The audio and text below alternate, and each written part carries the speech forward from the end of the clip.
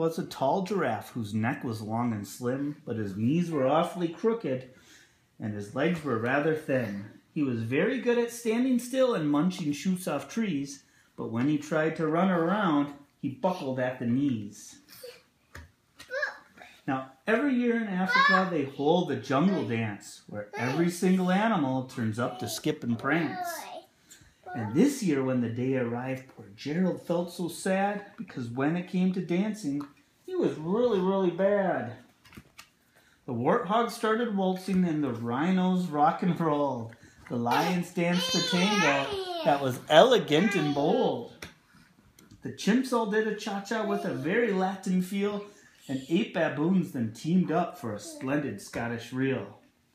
Gerald swallowed bravely as he walked toward the floor, but the lions saw him coming, and they soon began to roar.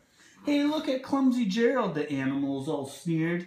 "Giraffes can't dance, you silly fool. Oh, Gerald, you're so weird."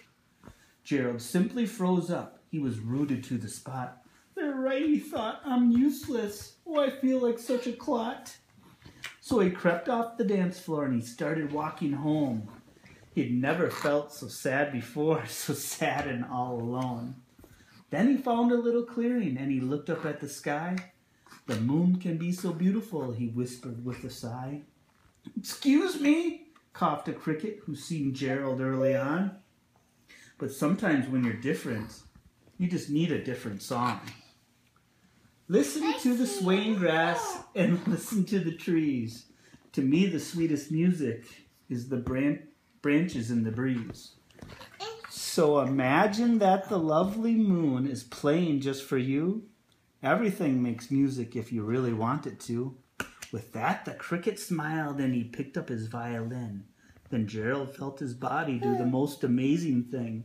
His hooves had started shuffling, making circles in the ground. His neck was swaying gently, and his tail was swishing round.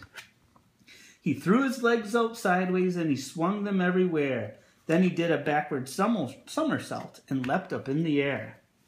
Gerald felt so wonderful, his mouth was open wide. "I'm dancing, yes, I'm dancing. I'm dancing," Gerald cried.